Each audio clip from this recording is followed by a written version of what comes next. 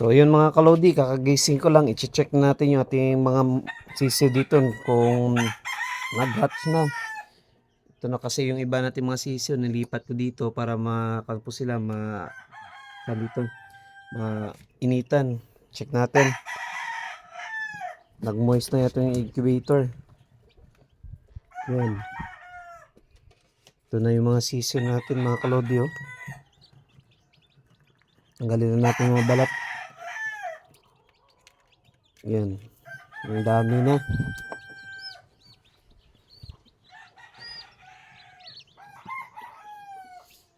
Yung ating incubator dito nag-moist na sa sobrang lamig.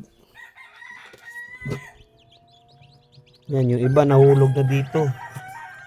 Yan. So, yung gagawin natin, lilipat natin dito. Para kahit paano sila mag-dry. Yan.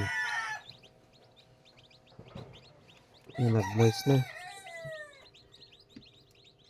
Lipat natin dito sa kabila.